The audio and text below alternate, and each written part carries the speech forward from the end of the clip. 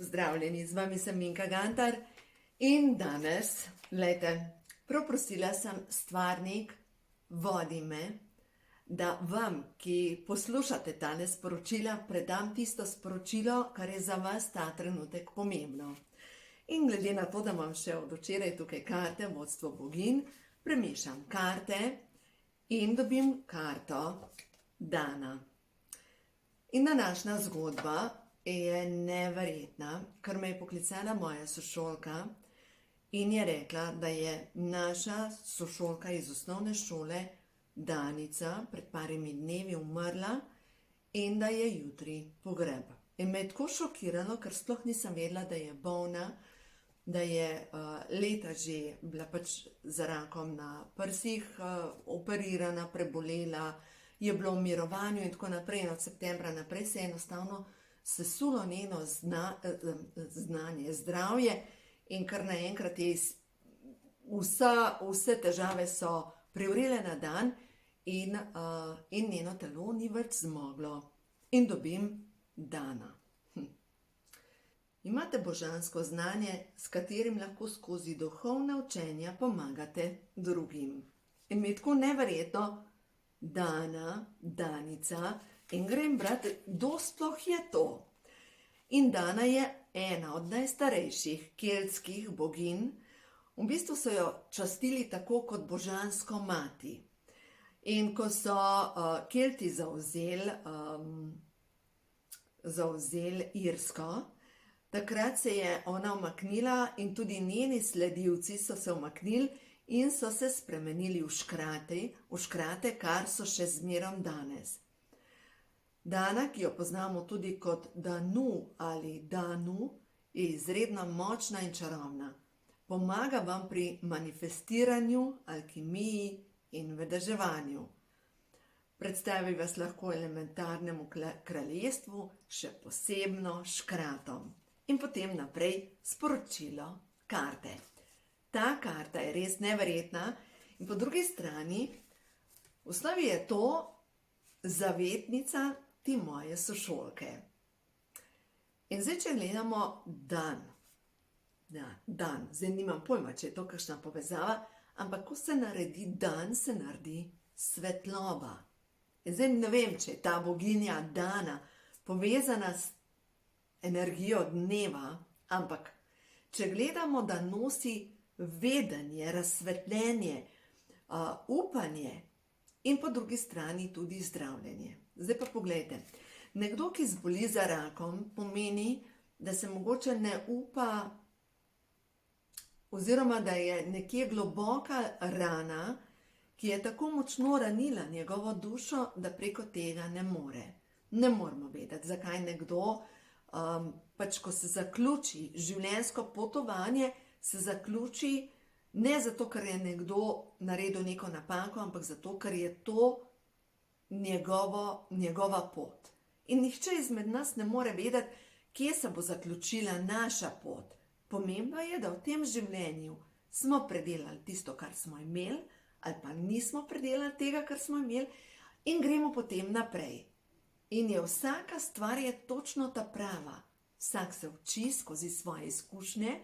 In spet se bom vrnila na film, ki sem ga gledala pred parimi dnevi. Zgodba je o punčki, ki je zbolela za rakom, 4-letna deklica, ki se je spominjala svojega prejšnjega življenja. In ona je trdila, da je astronaut, da je letela, da je bil cilj, da pristane z Apolom 1 na Luni, ampak nikdar ni pristala, zato ker je prišlo do vžiga. In njen oče je začel raziskovati, je rekel, to je nemogoče, da bi nekje ona to prebrala, nikdar nismo govorili o tem, ampak ona se spominja tega. In jaz res globoko verjamem v to, da vsi imamo neke hakeljce, ki jih imamo za predelati iz preteklih življenj.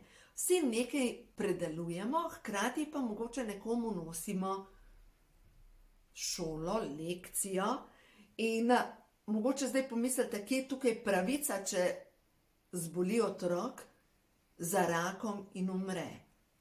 Ne vemo, kje je pravica, ker tega pač nimamo tega zavedanja. Ampak ne moramo pa vedeti, kakšno lekcijo ta otrok nosi svojim staršem, svojim bližnjim, in druga stvar, ne moremo vedeti, kakšno lekcijo predeluje on kot duša. Tukaj smo zelo nevedni, ne vemo, kaj točno ima nekdo za predelati, ponavadi govorimo nekaj na pamet. Predvsem to se takrat pozna, danes očitno bomo govorili o temi in o dnevu, se pravi, bomo govorili o smrti in o življenju. In nenazadnje, tam, ko nekdo naredi samomor, poznam primere, ko so ljudje kazali za njimi, ko so rekli, poglej, ta je kriv, da je nekdo naredil samomor. Ne moramo vedeti, ker ne moramo vedeti, na kateri stopnički se je duša spotaknila že v parih naslednjih življenjih in v tem življenju ni zmogla iti naprej. No, tako da zdaj, če gledamo to sporočilo dana, se pravi dan. Vaša modrost sega zelo daleč nazaj. Sedanjo inkarnacijo ste prinesli to znanje, da pokažete pot in da s svojimi izkušnjami pomagate drugim. Mogoče, jaz sem prepričana, da imate tudi vi neka vedenja, znanja, ker drugače tega ne bi gledali. In spet povabilo na mojo šolo, ki jo pripravljam. Zdaj, res, da sem že snemala o tem, ampak uradno začnemo 2. januarja.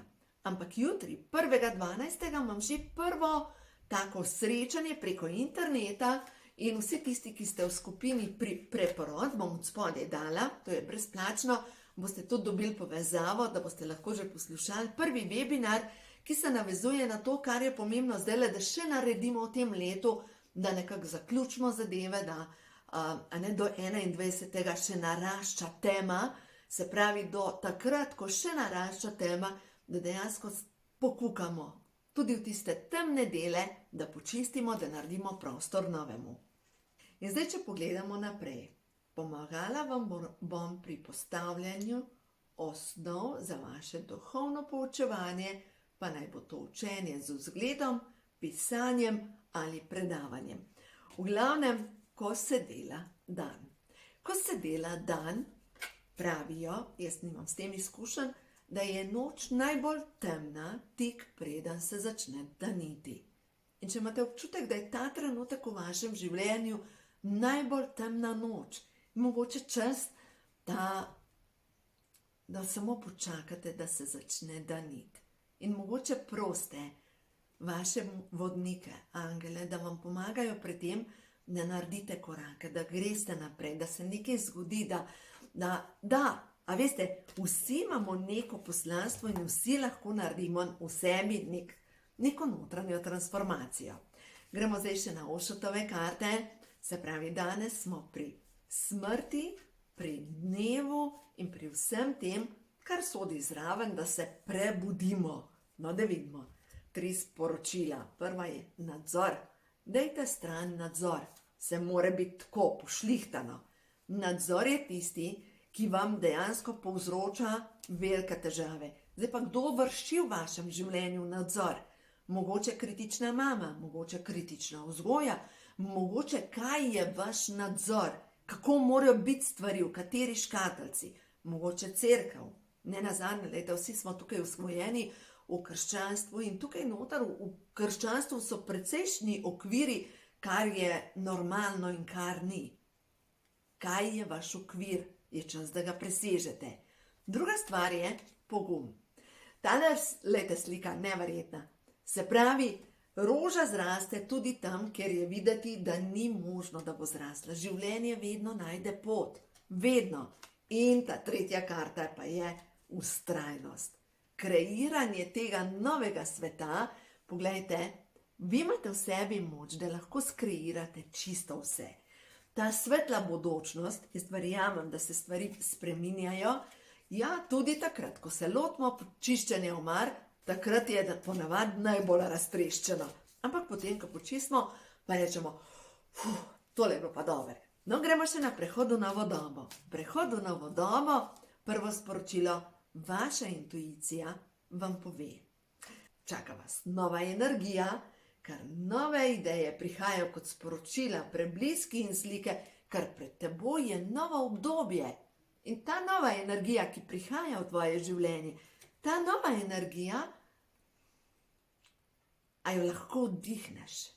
Zdaj zamišljite ta trenutek, samo zamižite in vdihnite to novo energijo, ko narediš. In če si predstavljaš, da ta nova energija gre v tebe, drugače ne more biti, kot da imaš energijo. Drugače ne more biti. Nova energija je tista, ki vas bo povezala z jasnostjo, s tem, kar vi želite, ker se vam bo odprla ta tančica, ki je čez naše oči, zaradi tega, da ne vidimo, zaradi tega, da imamo potrebo potem, da imamo očala, zato, da smo lažje vodeni. Tančice razpadajo. Te tančice, ki jih imamo čez oči, razpadajo. No in v šoli vas bom učila dejansko tega energijskega zdravljenja, kako počistite, kako odstranite takrat, ko imaš občutek, da ti je nekaj padalo v oko, pa veš, da ti nič ni padalo v oko. Ali pa da ti kar brenči v glavi nekaj, pa niti nimaš občutka kaj, ampak veš, da nekaj je.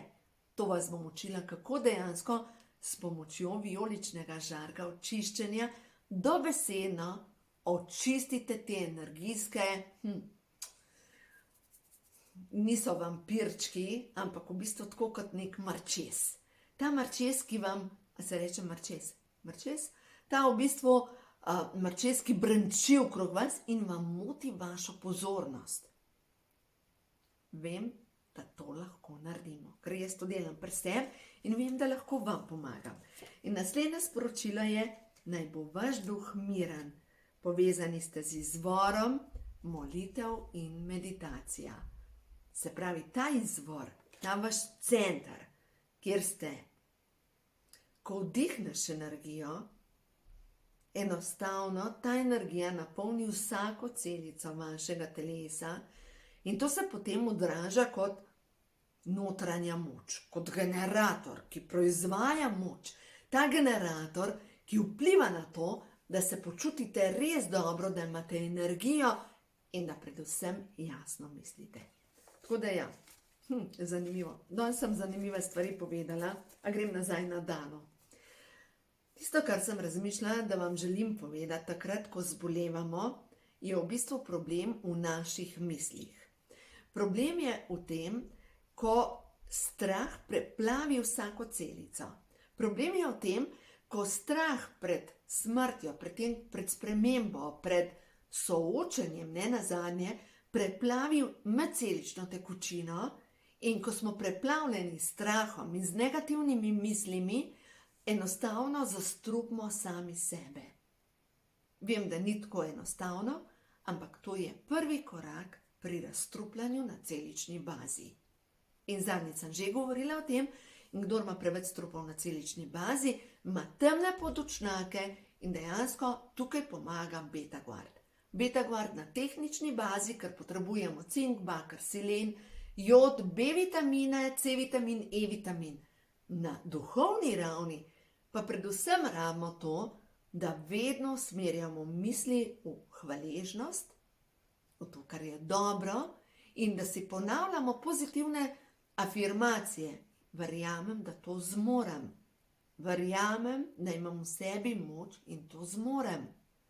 In tudi takrat, ko dvomite mogoče v to, da ne zmorete, prosite svoje vodnike in vam bojo pomagali pri koraku naprej.